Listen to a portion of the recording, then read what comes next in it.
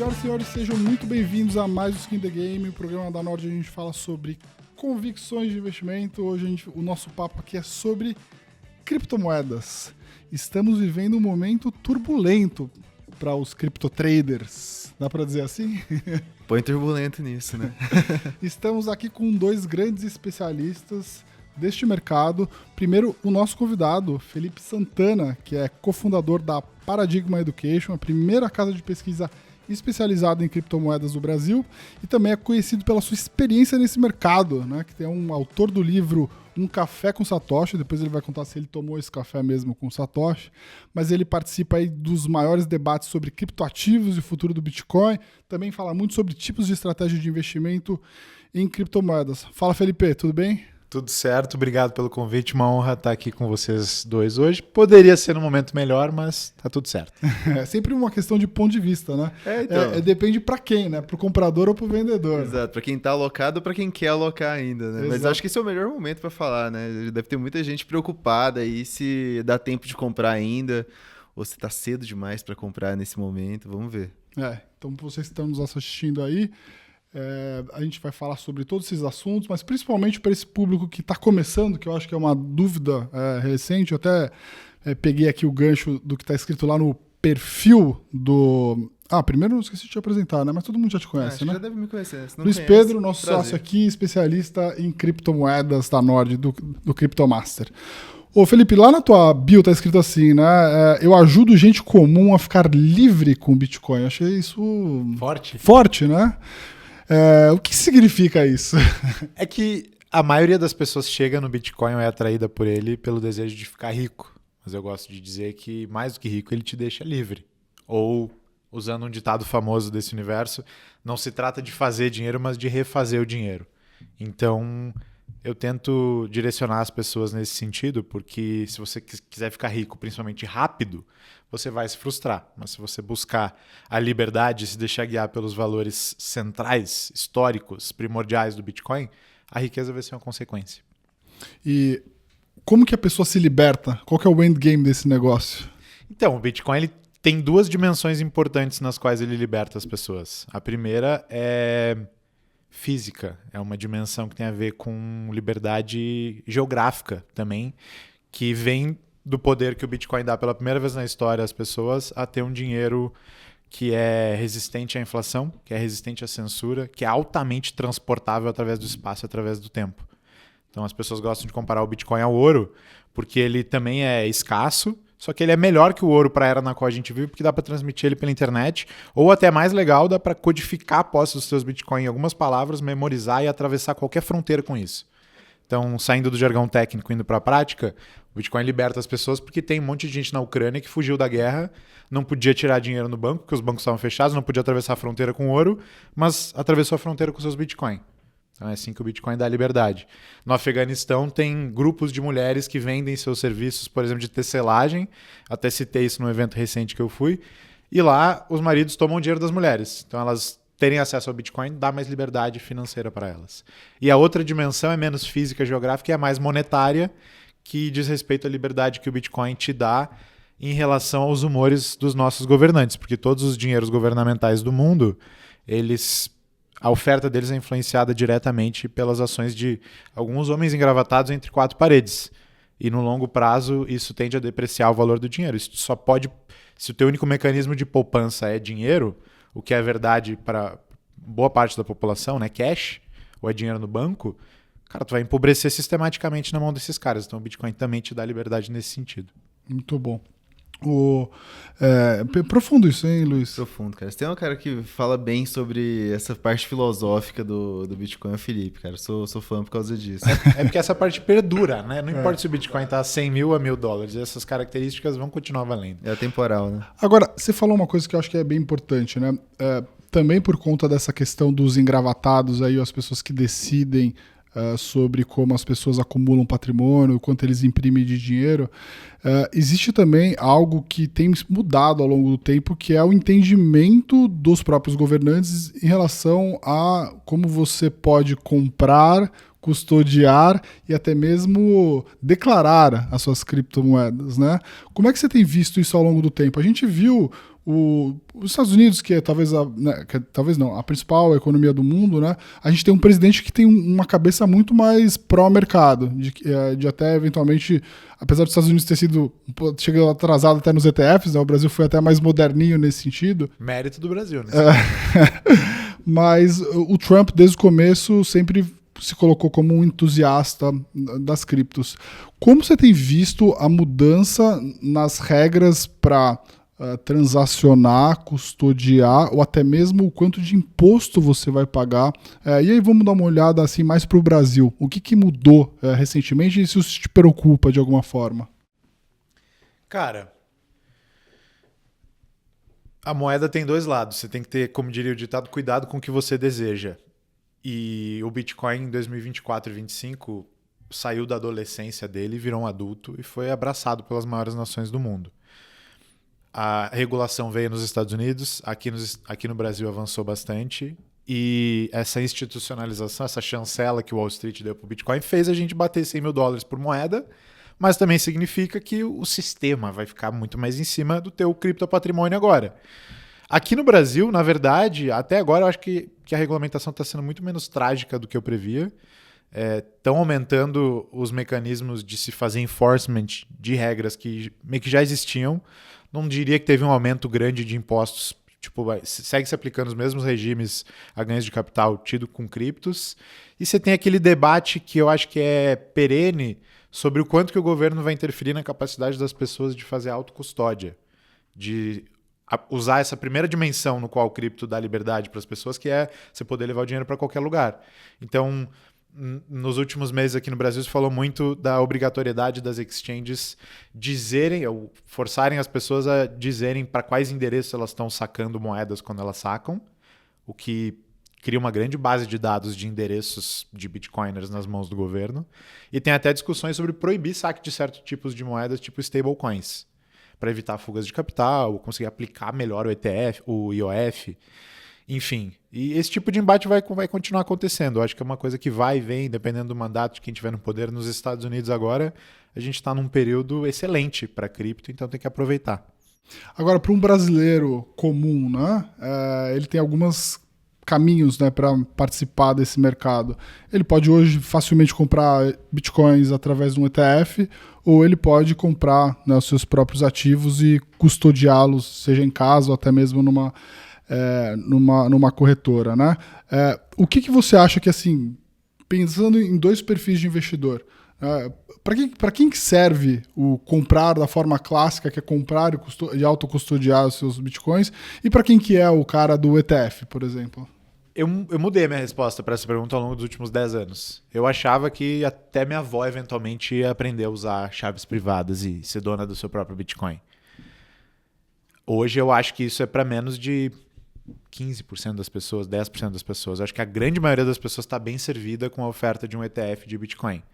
Os maximalistas do Bitcoin, que é a galera mais purista, né, mais sanguínea, talvez me critiquem porque quando você tem as moedas na custódia de um terceiro, né, você não usa essa primeira dimensão de liberdade. Mas tem gente que não busca isso, não se vê sob risco, né? Então, respondendo objetivamente, hoje eu acho que ETFs e esse tipo de instrumento financeiro que negocia em bolsa atende muito bem a grande maioria da população. Mas você poder fazer a autocustódia do ativo é grande parte do que confere valor a ele. Então, preservar essa possibilidade é importante e educar as pessoas sobre essa possibilidade é importante. Tem até um evento que eu acho legal de comentar aqui, que é o Proof of Keys, que acontece todo dia 13 de janeiro no Bitcoin, que é uma celebração virtual, um carnaval no cyberespaço, digamos assim, onde todos os bitcoiners são incentivados a sacar as moedas das exchanges só para garantir que as exchanges têm as moedas de fato, entendeu? E depois a galera manda de volta os bitcoins, mas está exercendo o teu direito e está falando assim, fazendo esse contra-cheque, né? Falando, custodiantes, se precisar eu tiro meu dinheiro daí. Então, acho que grande parte das pessoas está bem servida com ETFs e exchanges hoje, mas é importante preservar o outro lado. Você mudou a tua opinião também, Luiz, ao longo desses anos? Cara, bastante. Acho que muito porque, como o Felipe falou, assim, a gente tem dois motivos para você ter Bitcoin, né? Pensando do ponto de vista de alocação. Um é o que o Bitcoin confere como ativo para a sua alocação como um todo, nessa questão de diversificação fora dos estados, fora dessa correlação com os mercados tradicionais, e principalmente para a gente aqui no Brasil, né, que a gente lida muito com o público brasileiro, do ponto de vista de investimento, que aloca muito em bolsa brasileira, em ativos aqui nacionais de renda fixa, fundo imobiliário, etc. Então o Bitcoin traz um componente de diversificação muito importante para o portfólio como um todo, em pequena dose, né? Não vai colocar 100% do patrimônio nisso, mas os 5% ali via ETF servem muito bem esse propósito. E para nós mais radicais do mercado cripto, mais old school, e que tem esse lado da liberdade de posse do ativo, essa posse digital como algo importante, é uma extrema minoria, né? Eu vejo isso muito dentro do Cryptomaster. Assim, a gente começou o Cryptomaster em 2021.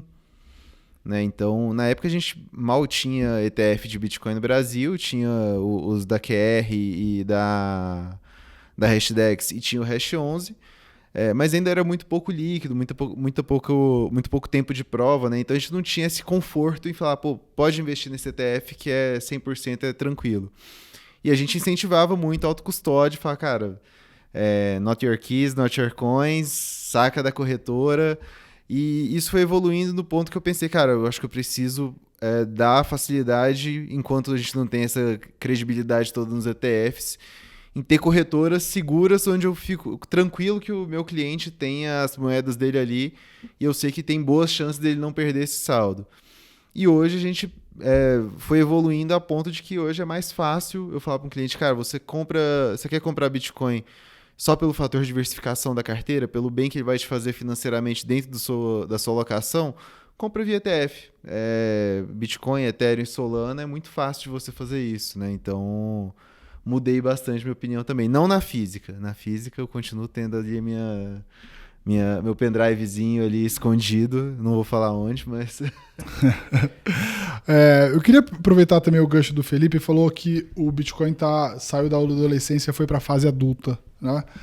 Dito isso, isso também muda, se vocês acham, o tamanho da alocação no portfólio, ou se vocês acham que o Bitcoin tem um componente mais tático, ele pode ter um componente estrutural, que é você carregar ele para sempre, mas também um tático, dado que esses ciclos estão um pouco mais diferentes. Qual que é a opinião de vocês? Cara, pra gente a resposta é de que ele é estrutural na nossa alocação, talvez seja muito maior do que de qualquer pessoa média, acho que está ouvindo. Mas eu acho que definitivamente ele foi significativamente de-riscado, né, de-risked nos últimos anos. A volatilidade do ativo diminuiu, a expectativa de ganho das pessoas deve diminuir também. E justifica-se...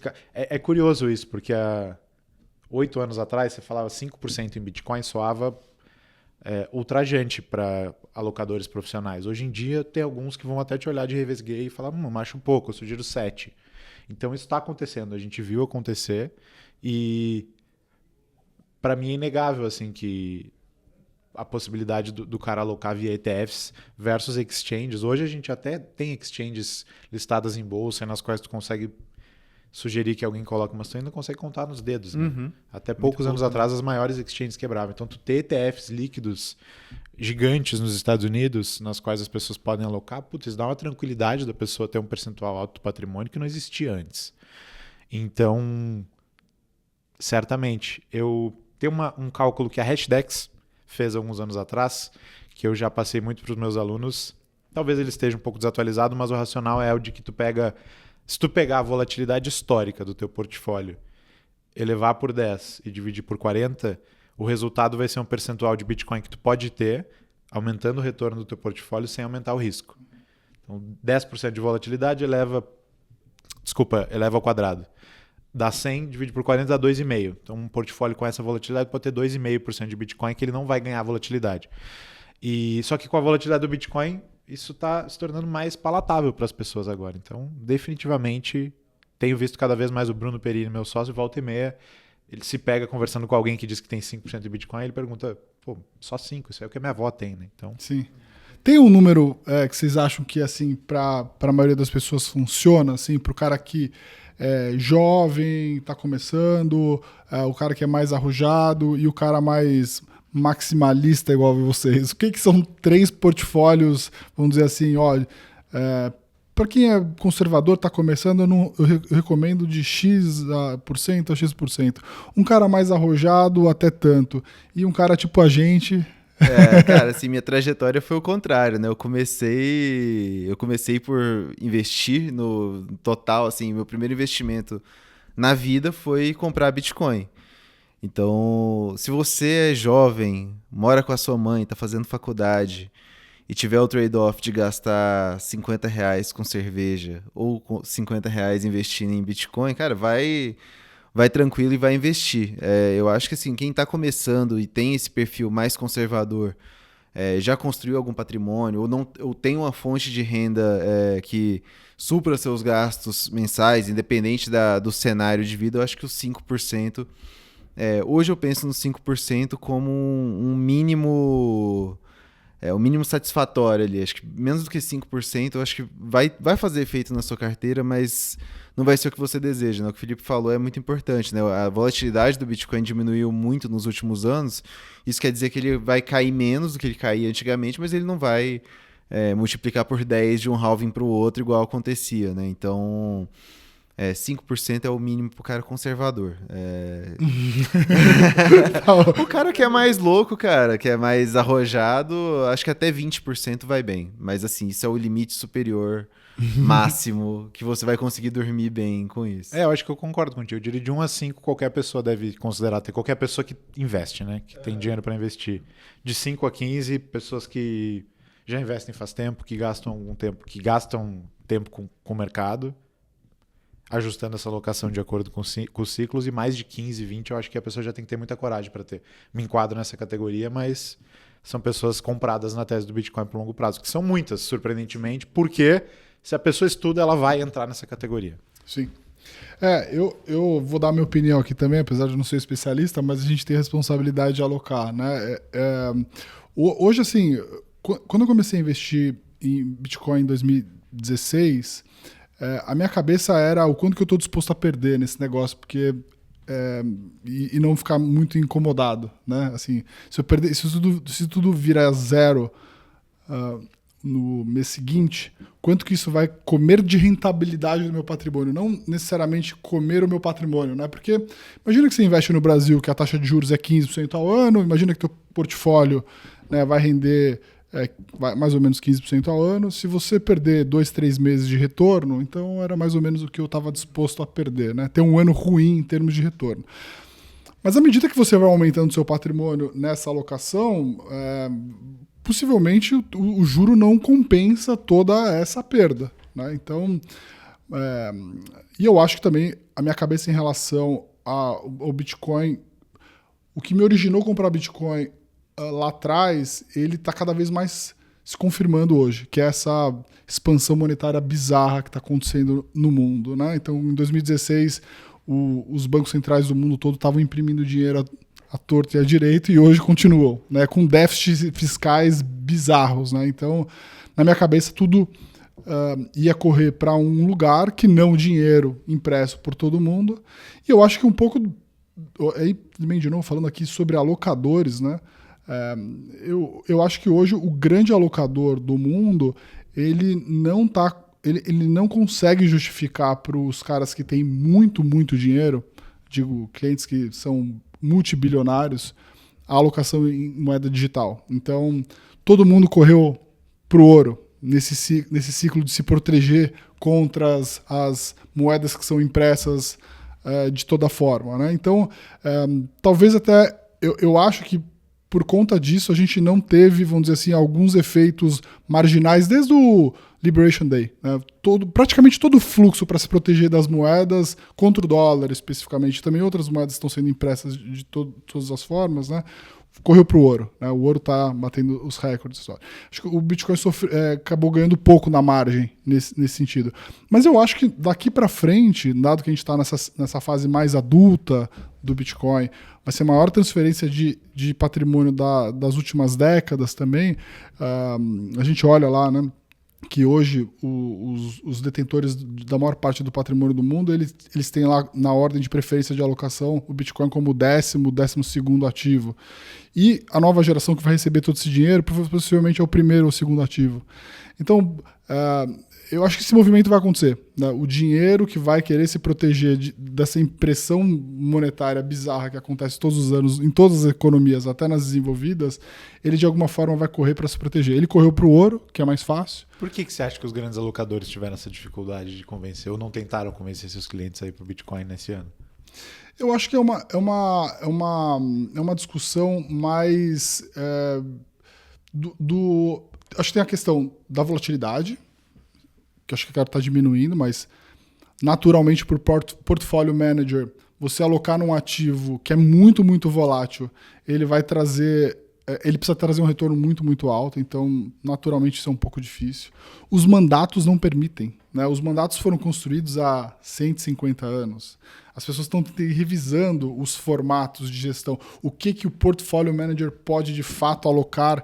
Está lá escrito bonds soberanos, que é um pouco até do que acontece no Brasil, né? Por que a Bolsa Brasileira é tão ridiculamente pequena? Por que o mercado de capitais no Brasil é ridiculamente pequeno também? Porque o Brasil está lá como junk bond, né? Ou abaixo de investment grade, né? Então, tem muita gente que não pode investir no Brasil por esses mesmos problemas que a gente está falando, né? Então, é muito volátil, muito arriscado. Mas eu acho que também tem uma questão geracional. A grande riqueza do mundo está concentrada em pessoas de 60, 70 anos. Né? Essas pessoas não estão mais pensando em retorno, elas estão pensando em preservação. E talvez seja mais fácil para elas entenderem alguns ativos que são mais clássicos, eu diria. Tá?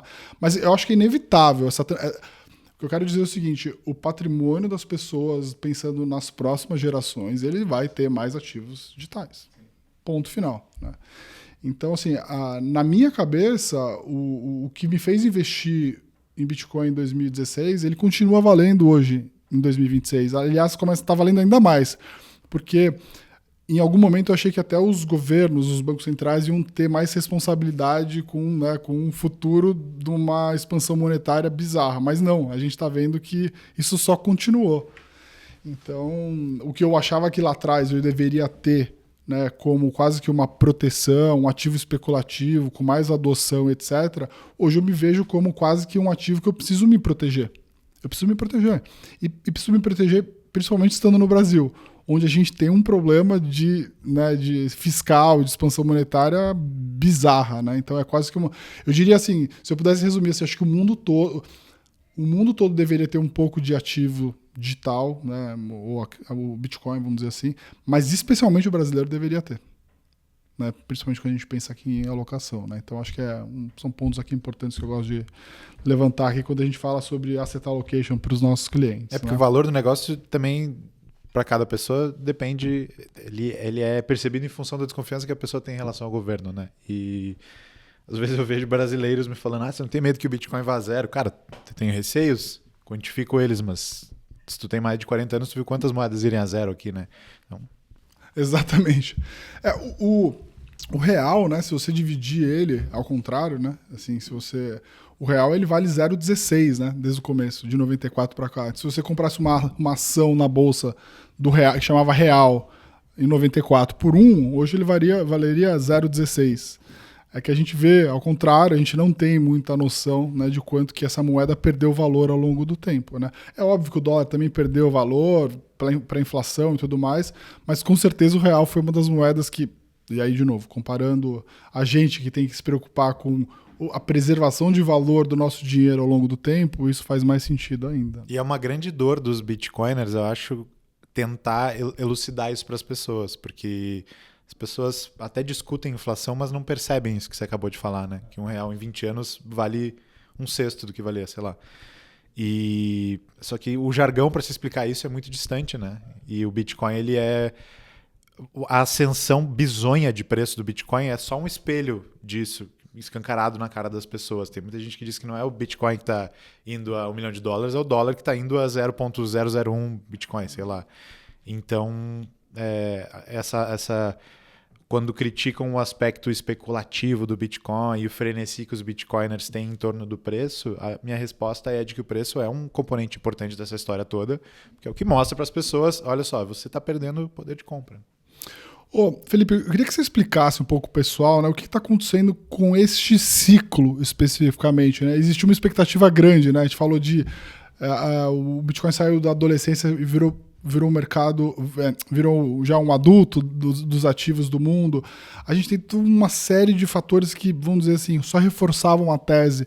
E a gente se pegou no meio do caminho, o Bitcoin flertando aí com $125 mil e agora, né, hoje uma queda mais relevante de novo, né? Como é que você explica o que está acontecendo nesse ciclo especificamente? A gente deve conviver com um ciclo de baixa? Qual que é a tua visão? Tem uma explicação mais astrológica, esotérica e uma mais factual. Vou começar pela astrológica, que eu sei que é que a galera gosta mais.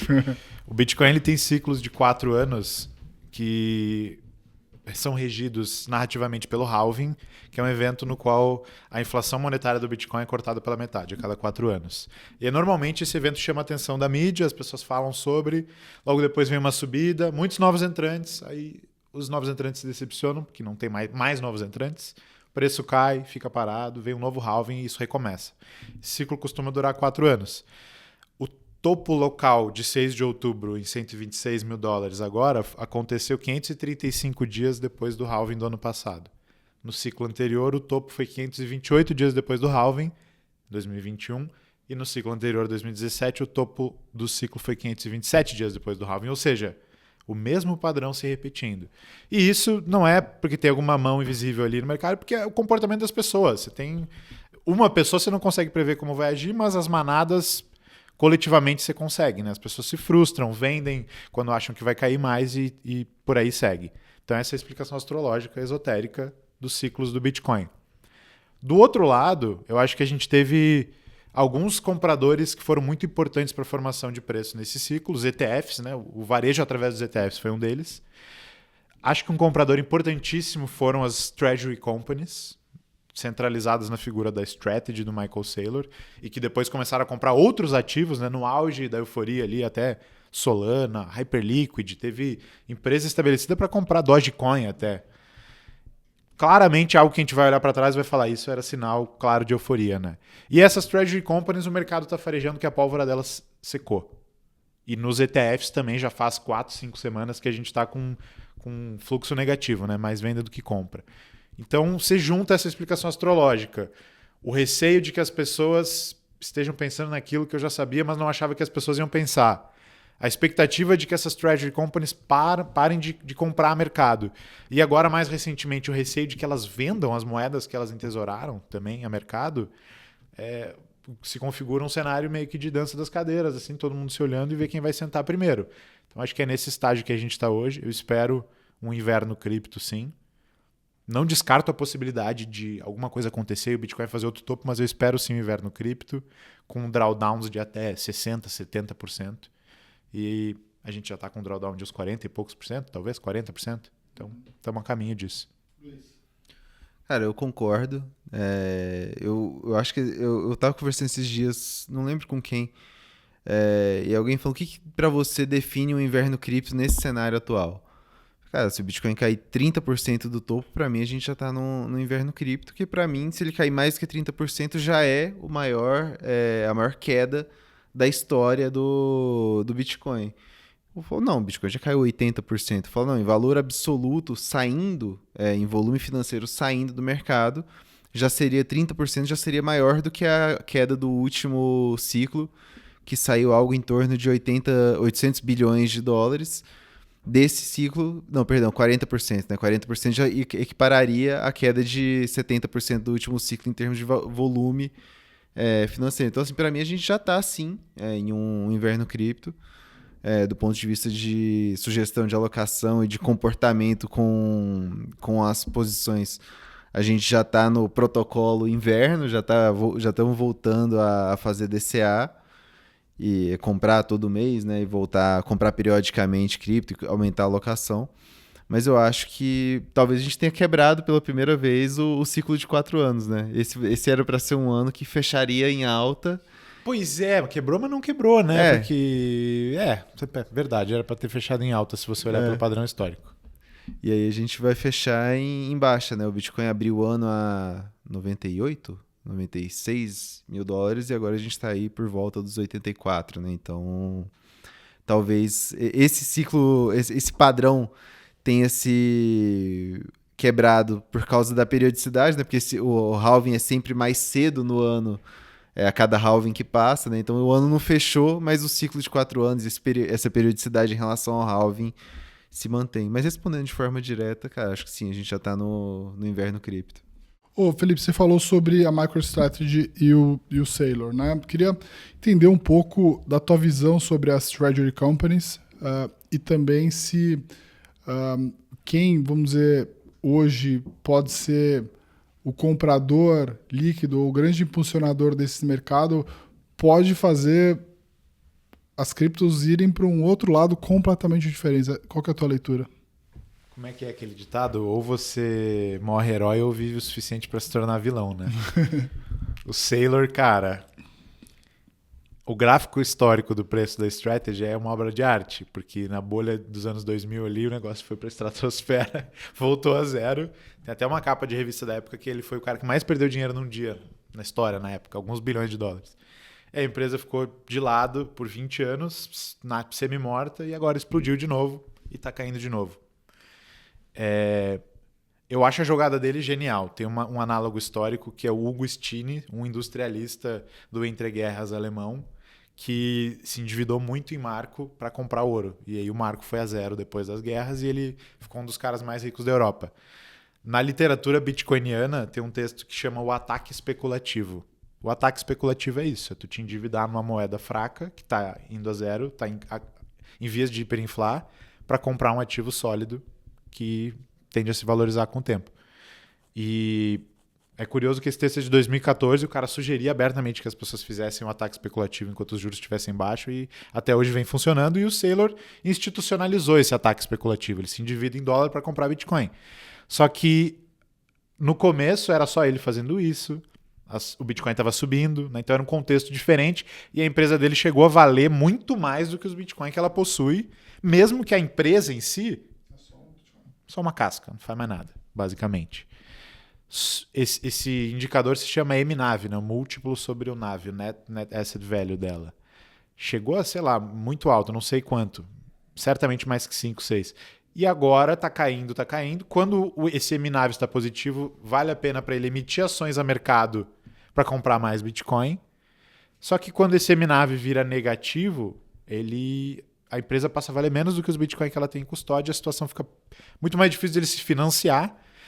Ela já veio ficando mais difícil no último ano e meses. Ele começou a emitir instrumentos derivativos para se financiar, que são muito mais complexos do que simplesmente vender ação ao mercado.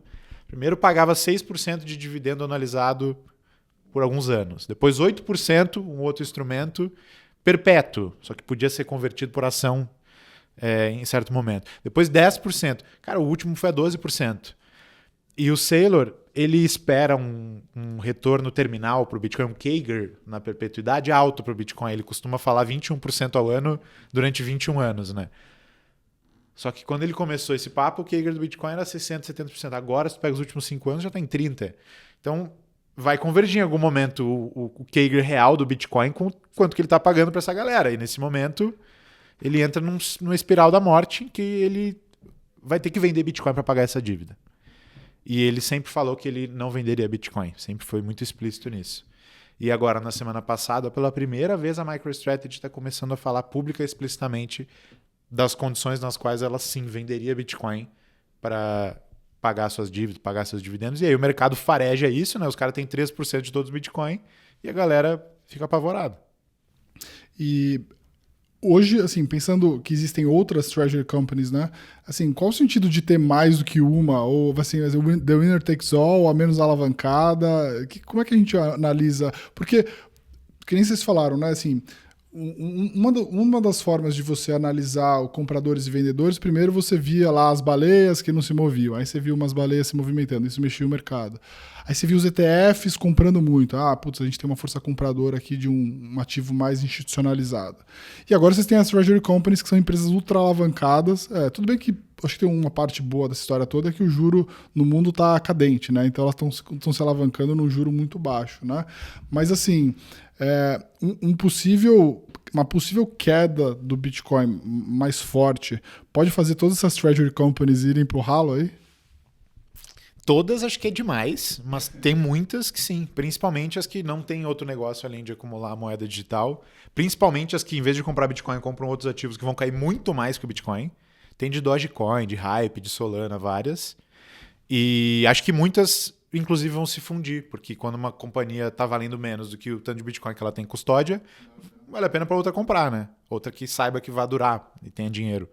Eu acho que pro Saylor, sabe que esses dias eu tive um podcast com o Gui, que é o CEO da Orange, uma das Bitcoin Treasury Companies brasileiras, e ele falou que acha que o Saylor vai ser um dos caras mais ricos do mundo, se não o. Eu falei, como assim, bicho? Sério? Ele falou que sim, porque ele acha que o Bitcoin vai valer no mínimo $1 milhão, o Saylor vai ter $1 milhão de Bitcoin, a empresa vai valer $1 trilhão e ele tem, sei lá, boa parte da empresa. Eu acho que o endgame do Saylor, tipo, o colchão de segurança na mente dele, tem a ver com o governo americano. Tipo assim, o governo, se der muito errado as coisas pro Saylor, o governo meio que absorver a pilha de Bitcoin dele e constituir uma reserva a partir daí. Não sei como isso tecnicamente seria feito. Mas eu acho que ele pensa um pouco assim, porque se ele tentar desovar isso em algum momento, vai ser muito, muito trágico pro preço, no curto prazo. No longo prazo, não vai acontecer nada, que o Bitcoin é maior do que qualquer pessoa. Mas então eu acho que ele pensa assim, a strategy tá pouco alavancada, então em tese ele consegue apanhar bastante. Quem está em risco mesmo não é o portador de Bitcoin nesse cenário, é o cara que tem ação da strategy, entendeu? Então eu tenho muito mais medo por essa pessoa do que pelos Bitcoiners em si. Hoje qual que é a alavancagem de uma empresa dessa? Cara, depende de como tu mede, mas eu acho que ele tem tipo 20% de dívida para os ativos que ele tem. É relativamente baixo. Relativamente baixo. Você tocou aqui no ponto da Orange, né? A Orange fez o IPO recente aí e pegou um mercado bem ruim, né? Infelizmente, né? Mas tem uma história legal sobre uma empresa brasileira que está indo no mesmo caminho da Strategy. Como é que você avalia a Orange comparando com a Strategy? Que diferenciais ou que riscos que ela vai ter que enfrentar daqui para frente? Eu acho legal que o modelo está sendo replicado. Você perguntou se eu achava que tinha espaço para várias, né? Eu acho que tem espaço para empresas assim em jurisdições diferentes por questões... Tipo, tem uma do Japão, a MetaPlanet, que teve uma demanda absurda, porque no Japão a galera tem muito mais dificuldade para investir diretamente em Bitcoin. Não sei qual público específico que eles pegaram lá. Mas acho que tem arbitragens regulatórias para ser feitas e tem justificativa para ter esse tipo de empresa em mercados diferentes. Mas não a quantidade que a gente está vendo. Talvez eu esteja com a dosagem errada, mas sei lá, tem centenas de Bitcoin Treasury Companies. 130 e tantas, Sim, a Orange acho que era 70 e pouco. Não era... Não, 17ª, não era? No ranking, eu acho que 17 ou 27. É, isso aí. Inclusive, super história legal. Tá? Acumularam um monte de Bitcoin, acho incrível. Eles têm um ambiente mais difícil, que o juro aqui está muito mais alto. Mas acho legal. Eles lançaram no topo local do Bitcoin, só que isso é daquelas coisas do mercado, né? A Strategy também, boa parte das compras foram feitas a mais de $100 mil. Quando a gente vende coisa que tem a ver com cripto, a galera quer comprar no topo, né? Tem muito mais demanda quando tá em alta. Então, inclusive, vale o complemento ao que a gente falou de inverno cripto. A hora é agora, né? Sim. Quem é inteligente presta atenção nos próximos 12 meses, que provavelmente vai ser o melhor momento para fazer teus aportes e surfar os anos seguintes. E daqui 3 anos você vai estar arrependido de assistir esse podcast e falar, pô, aqueles 2 caras esquisitos falaram pra gente comprar e a gente não comprou, né? Agora eu podia estar aqui com o Bitcoin a $300 mil, não sei se eu compro, se eu não compro. Muito bom. Eu queria que vocês dessem um pouco da visão de vocês dois. Vou começar com o Felipe aqui, que é o nosso convidado. Mas assim, você já falou algumas vezes publicamente sobre a tua visão sobre Ethereum e outras criptos, né? Aí você fala muito mais sobre o Bitcoin.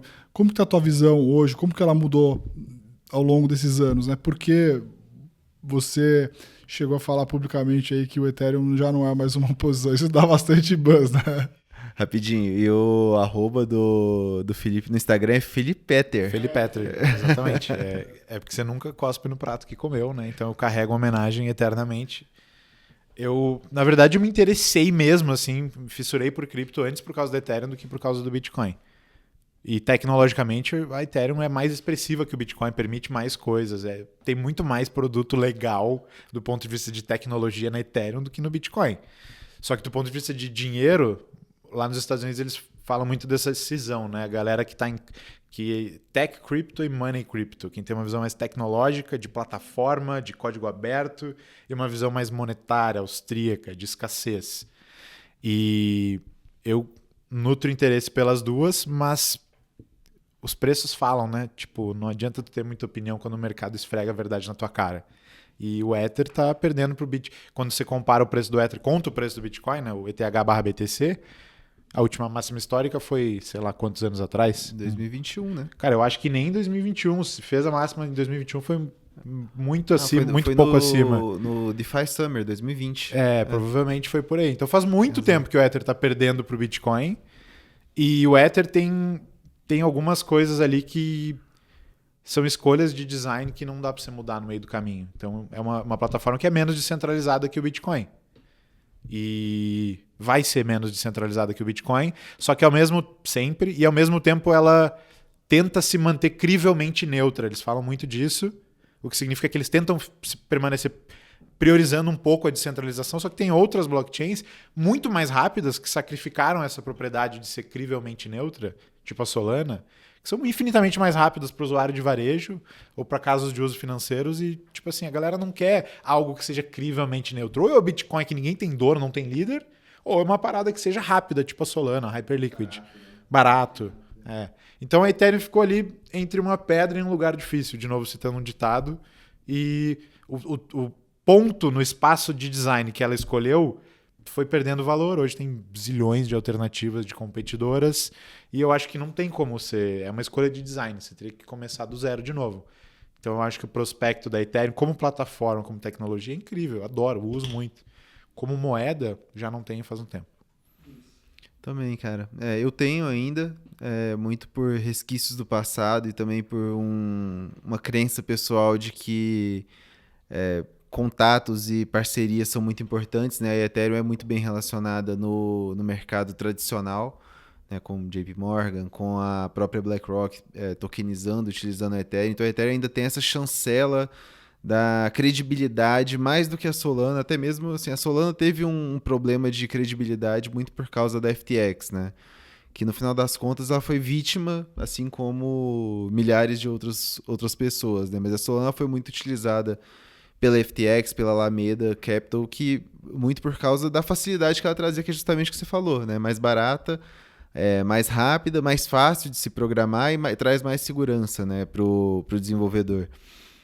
Então, assim, eu tenho Ethereum, mas não gosto. Assim, eu não gosto tanto quanto eu gostava mais e não vejo muito mais o porquê você utilizar Ethereum, principalmente do ponto de desenvolvimento. Eu passo muito longe de ser um desenvolvedor. A minha distância para desenvolvedor de qualquer coisa é a mesma que eu tenho para astronauta.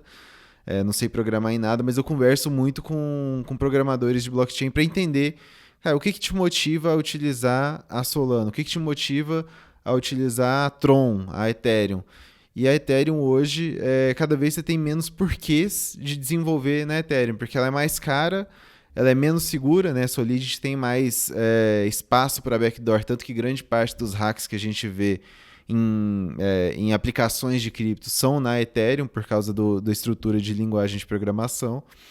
Então, assim, resumindo a história, cada vez menos otimista, virou um Frankenstein tentando solucionar a escalabilidade e acabou só tirando o valor da blockchain e do token Ethereum, né, do ETH.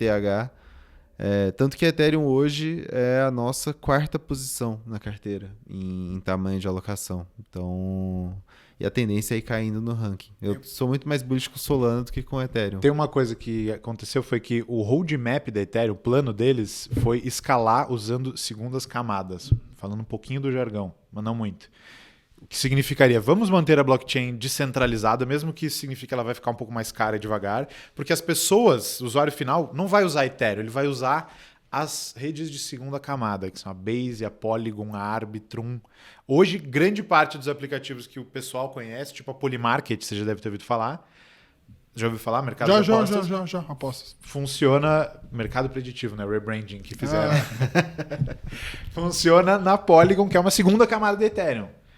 Que tecnicamente herda um pouco da segurança do Ethereum, mas na prática o usuário não está nem aí se é Ethereum ou não. E aí o que o mercado falou, expressou? Que os tokens de segunda camada, tipo a moeda da Polygon, a moeda da Base, eles valem menos do que os tokens de primeira camada. O mercado decidiu isso. Vale menos que a Ethereum, que a Arb, que a Avalanche, quer dizer, sei lá. E aí as segundas camadas falando, peraí, por que eu estou fazendo uma segunda camada da Ethereum?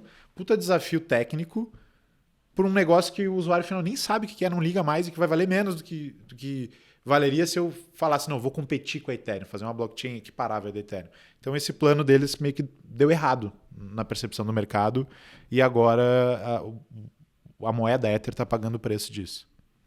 E tem alguma, hoje, cripto que vocês acham que ainda está muito hypada, mas que é um negócio que não tem absolutamente nenhum futuro? Assim, tem alguma cripto que vocês shorteariam se vocês pudessem? É difícil ficar short em cripto, né? Porque a volatilidade pode te matar no meio do caminho. Mas alguma delas que vocês acham que assim, hoje é um flop? Aquela cripto que você não investiria de jeito nenhum. Cardano, cara, Cardano. Eu já apanhei muito por causa de Cardano e continuo disposto a apanhar, porque já falei mal publicamente. Cardano tem um pessoal que gosta e é quase assim uma torcida de time de futebol. Isso é bom geralmente para shortear. Quando Exato. tem muito torcedor. E a Cardano surgiu como alternativa a Ethereum, com um cofundador da Ethereum indo por um caminho diferente e que nunca entregou nada em termos práticos e continua não entregando. Tem atualização ali, outra aqui, mas continua não entregando. É tipo seu time contratar um jogador que na prática vai ser reserva e não vai entrar em campo. A analogia é perfeita, né? Eu sou corintiano, mas eu tô short Corinthians há muito tempo. Né? Porque, assim, é exatamente isso, né? É um time que é gerido por torcedores, né? Não por pessoas que deveriam entregar um resultado. E você, Felipe? Todas as moedas de blockchains de primeira camada que você nunca viu um produto construído nela. Hedera, Avalanche, Litecoin. Você abre aí o top 30, tem 200. Essas são as que eu acho que mais caem no mercado que não está pujante. Então, venderia tudo. Sem falar nas moedinhas... na verdade, eu ia falar uma meme coin aqui, mas eu não vou falar, que senão os caras me matam na internet depois. Mas talvez você saiba o que tem a ver com um animal. Agora, tem um mercado que está crescendo muito, que é a história aí das stablecoins, né?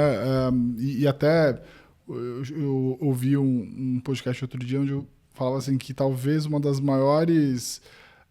o stablecoins poderia ajudar os Estados Unidos a rolar uma dívida gigantesca que os caras têm lá, né? Qual que é a tua visão sobre esse mercado de stablecoins para vocês hoje, né? E que alternativas o investidor comum pode usar essas stablecoins? Quer começar você? Cara, a stablecoin ela é o grande user case de cripto, né, de blockchain. Acho que é a primeira grande aplicação depois do Bitcoin que a gente enxerga uma utilidade prática, né, que é $1 digital que eu consigo transportar pelo mundo todo, como o Felipe falou, só com a memória, só decorando algumas palavras, ou no aplicativo, no meu celular. Então é uma alternativa tanto para o mercado cripto, né, que você não precisa sair do mercado cripto para reduzir posição em ativos voláteis. E também para, uma forma mais fácil de você rentabilizar dólar com uma vasta gama de formas de você rentabilizar essa posse, mantendo em dólar, tendo essa segurança da volatilidade. Você consegue hoje já gastar esses dólares facilmente com cartões de cripto, com meios de pagamento que aceitem. E para remessas internacionais também tem um valor imenso, né? Que você consegue transacionar o USDC, o USDT, o USDG, qualquer stablecoin de dólar em segundos daqui para qualquer lugar do mundo, com a taxa de transação infinitamente inferior ao que você faz via Swift, via bancos, né? Então, para mim, é o primeiro grande user case de blockchain depois do Bitcoin, em termos práticos, né, de vida real, por assim dizer, não só da bolha de cripto. Felipe. Eu concordo que esses são os casos de uso clássicos e politicamente corretos. Só que assim, na real mesmo, 90% do volume em cripto aqui no Brasil é stablecoin. E se tu for na 25 de março, tu vai ver por que os caras usam stablecoin de verdade, para pagar fornecedor chinês. Então, o grosso do uso está nessa arbitragem regulatória, para usar bons termos, eu acho. Mas eu acho que tem um puta de um valor para quem está buscando dolarizar patrimônio e principalmente acessar oportunidades de retorno que não tem no mercado tradicional. Então, pelo fato de que em cripto qualquer pessoa pode criar um aplicativo novo, um serviço novo que mexe com dinheiro, tem uma oferta absurda de potenciais operações que tu não encontra no mercado tradicional. Isso traz risco, obviamente. Não é legal tu sair explorando elas sem saber o que tu está fazendo, mas tem potenciais retornos com perfis super legais acima das taxas que tu encontra aqui no mundo real. Então, acho que essa é uma das vantagens, assim. E do ponto de vista dos Estados Unidos, eu acho que tem duas grandes abordagens, assim, do ponto de vista do Estado sobre stablecoins que você pode tomar. Acho que num extremo você tem a da China, que é falar, não, o dinheiro está se digitalizando, só que eu vou ser o único emissor desse dinheiro, continuar sendo, e vou estipular vigilância a cada ponto de contato desse dinheiro com vocês e transformar esse dinheiro numa arma do Estado, como ele sempre foi. E tem a posição americana do outro lado do espectro, mais liberal, que é assim, o dinheiro está se digitalizando, em vez de eu tentar distribuir o meu dinheiro, o dólar no caso, digitalmente nessa nova era, deixa eu criar regras claras para que o setor privado, empreendedores, façam dólares digitais, seguindo essas regras, e eles mesmos atuem como meus canais de distribuição mundo afora, né? E capilarizem o uso do dólar pelo terceiro mundo e por aí vai. E nessa, dependendo de como essas regulações são construídas, elas foram construídas de modo a estipular que stablecoins reguladas devem ter 100% das reservas em treasuries. Então, toda stablecoin regulada vai ser um canal para você rolar a dívida, que nem você falou, né? De curto prazo, principalmente. E nessa brincadeira, a Tether, pelos últimos anos, foi consecutivamente uma das 10 maiores compradores de título da dívida americana, se tu comparasse ela com outros países. No último trimestre, a Tether foi quem mais comprou ouro, se tu comparar de novo com outros países. Então a Tether tomou uma escala gigântica. Agora vão ter outras stablecoins. A minha previsão é de que todo banco que se preze, tudo que é instituição importante de e-commerce, Stripe, Mercado Livre, toda essa galera vai ter sua própria stablecoin. Klarna está lançando stablecoin. Acho que todo mundo vai ter a sua. O que é Klarna? Klarna é um buy now, pay later assim, nos Estados Unidos, direto no checkout. Eles te dão crédito, assim. Bem legal. Isso eu tô bem por fora. Legal. A gente está caminhando aqui para o final, né? Eu queria que a gente falasse um pouco, então, sobre o comportamento aí de preços, né? Assim, a gente está vendo o Bitcoin batendo 85 mil. O que seria hoje, né, uma estratégia para aproveitar esses movimentos mais recentes, né? Você falou de dollar cost averaging e tal, mas o que vocês estão fazendo? Estão recomendando para os clientes, né? Assim, existe vamos dizer, um suporte aí, igual existe para os grafistas, existe uma resistência, como olhar isso para tomar boas decisões de investimento no Bitcoin hoje, olhando para a tela, 85 mil dólares? Tem dois, assim, vou trazer 3 pontos de dados e aí a galera pondera eles como preferir. Historicamente, na teoria esotérica dos ciclos do Bitcoin, que não deve ser levado a sério, só se você for supersticioso, o Bitcoin fica 1 ano caindo depois do topo, até parar de cair e voltar a subir. Se você projeta isso considerando que o topo cíclico pode ter sido ali em outubro, significaria que até outubro do ano que vem vai ficar sem subir muito. Segunda evidência, hoje o preço médio do Sailor está em 74 mil. Eu acho que é um ponto simbólico que talvez o mercado casse. Mesmo que isso não signifique que ele vai ter que liquidar a posição dele nem nada. Terceiro, o Realized Value, que é o custo médio de todos os Bitcoins em circulação inferido pela blockchain, hoje está em 56, 57 mil. Historicamente, em todos os mercados de baixa, o MVRV, que é a relação entre o valor de mercado e esse Realized Value, sempre caiu abaixo de 1. Em outras palavras, historicamente, nos mercados de baixa, sempre, se tu pega a média dos portadores de Bitcoin e infere o custo dessa galera, sempre eles ficaram abaixo da linha d'água. Algumas vezes por 6 meses, por 3 meses. Ali na chegada do corona foi algumas semanas, mas sempre ficou abaixo da linha d'água. Se o RV hoje está em 56 mil, o Bitcoin teria que cair a 55 mil hoje para esse número ficar abaixo da linha d'água. Só que ele vai subindo com o tempo, né? Conforme novas compras e movimentações sendo feitas.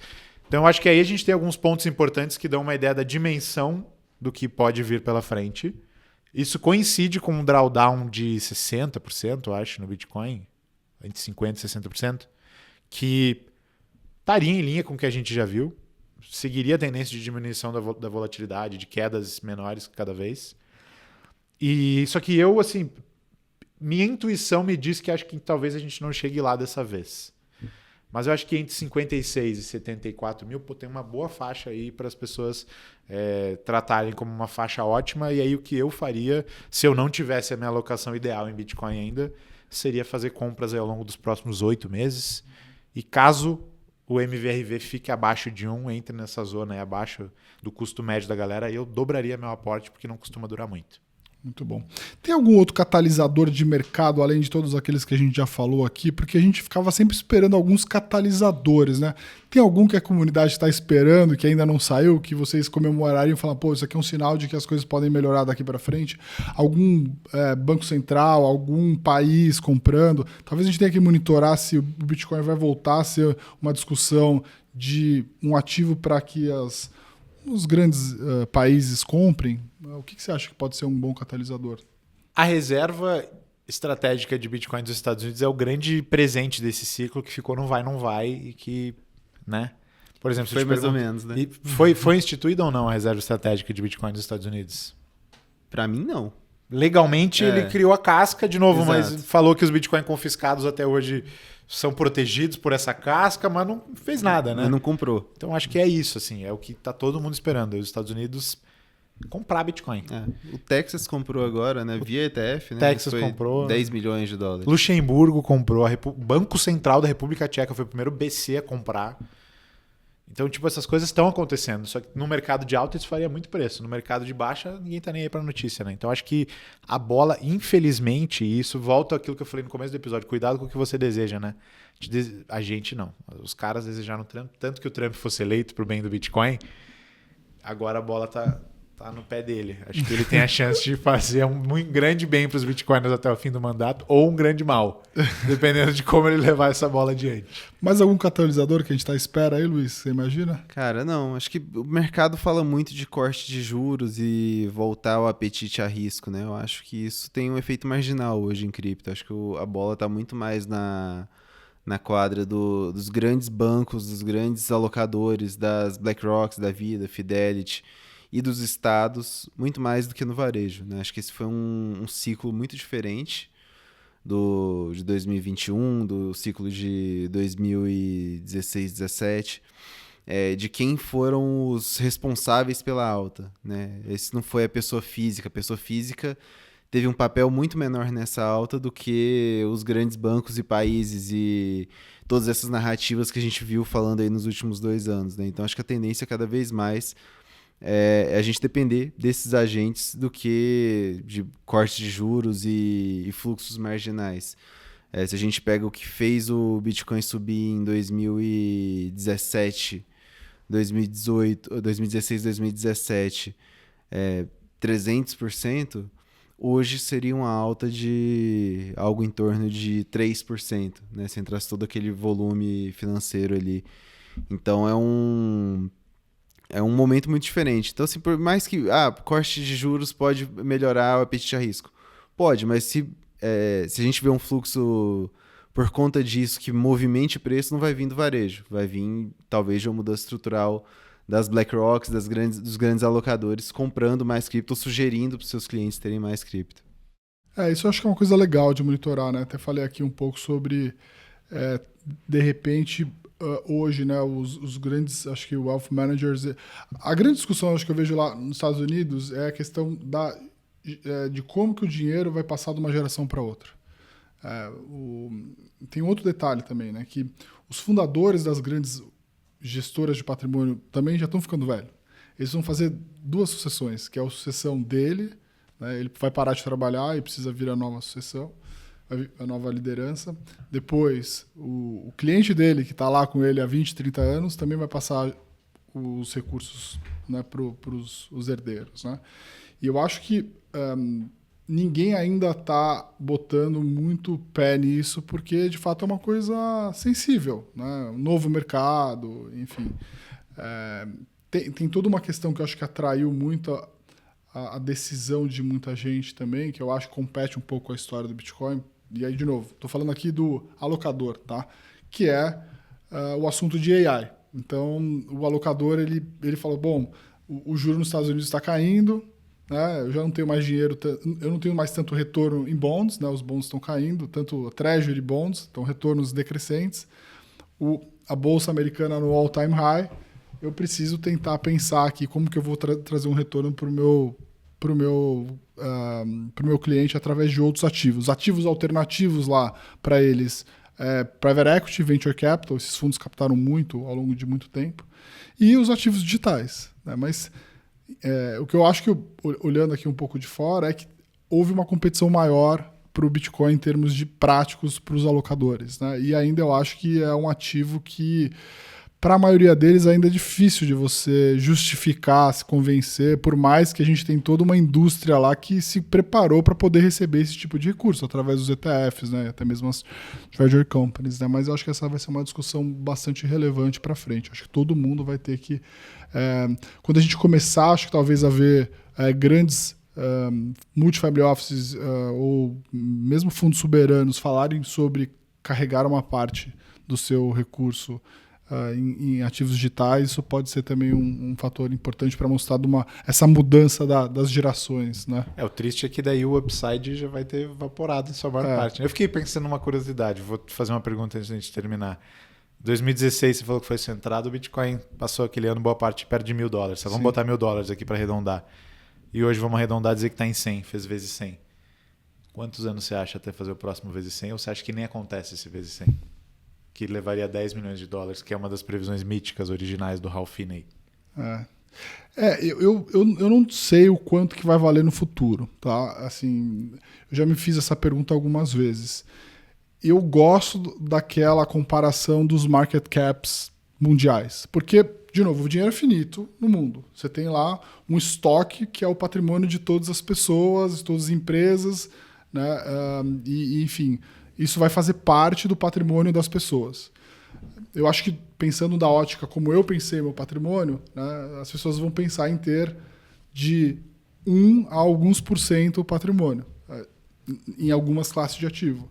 E aí, se você for pensar que do estoque mundial, né, o Bitcoin lá tá valendo o que hoje? 1 tri e pouco? 1.800, né? Deve estar 1.800. Né? Eu acho que hoje ele vale muito pouco perto do patrimônio do mundo todo. Uhum. Né?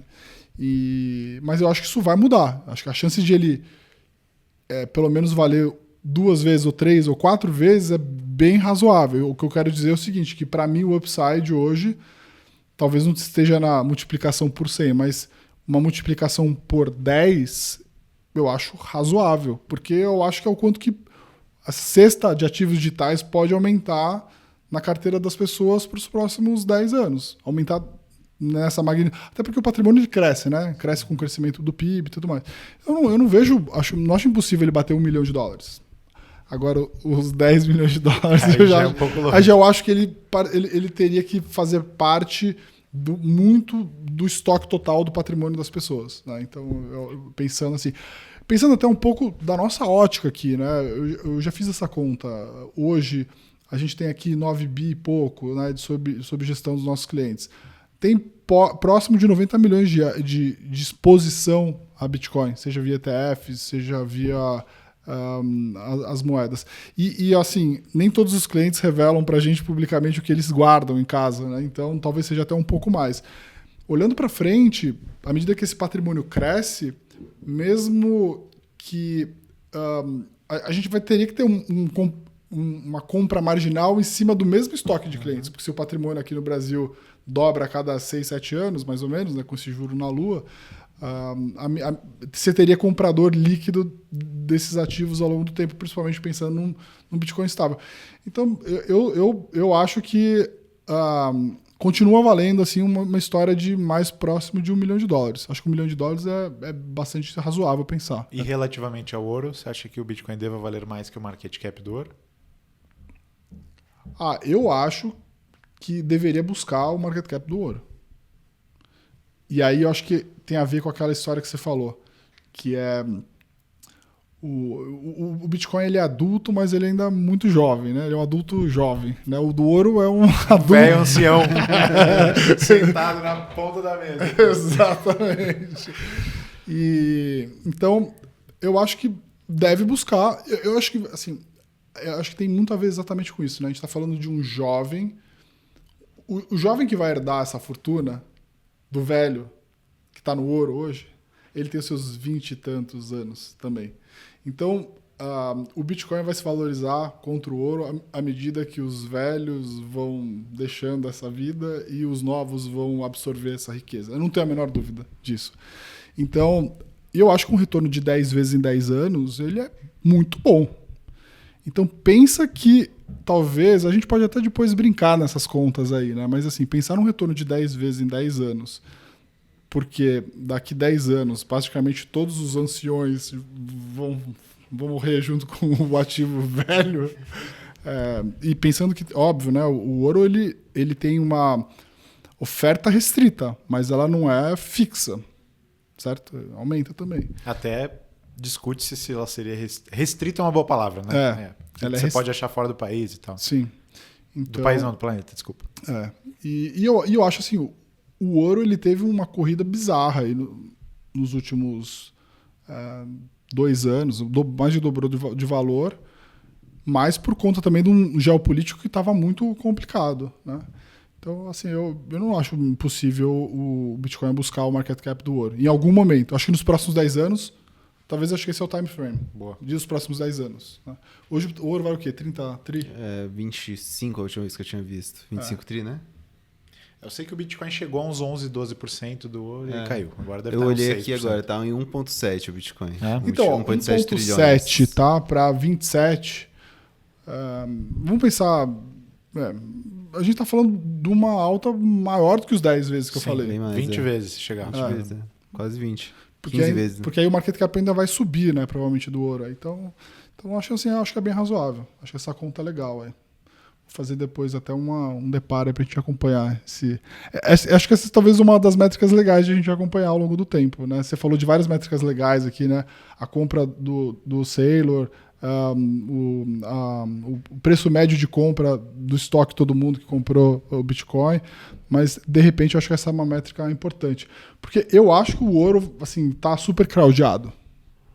O fundamento é forte, né? O técnico me parece muito crowdado e assim, não sei, o preço também, eu não sei qual que é o preço justo, mas assim também me parece bem crowdado. O fundamento parece que ainda está sólido, porque a gente está falando de um geopolítico muito difícil, com todo mundo querendo fugir um pouco do dólar e tal, mas eu não acho que assim acabou, assim, a tese do ouro não acabou, mas acho que a simetria ela ficou muito menor, né? Então acho que isso talvez seja algo também até importante para a gente discutir para onde que vai o Bitcoin no futuro. Concordo contigo, e nessa projeção aí também eu já disse várias vezes que o Bitcoin flipar o ouro, eu acho que é um dos grandes trades da minha geração. Muito bom. É isso, pessoal. Batemos tudo aqui? É isso. Muito bom. Felipe, queria te agradecer. Sempre um prazer falar com você. Eu gosto não só da parte técnica, mas também da parte filosófica. Boa. E agradecer o Luiz também por me ajudar aqui no bate-papo, trazer sempre as perguntas. E agradecer também o pessoal que assistiu aqui. Lembrando que a gente vai ao ar na próxima terça-feira aqui, depois das 5 horas. E a gente também está no Spotify. Um abraço, pessoal, e até a próxima. Valeu!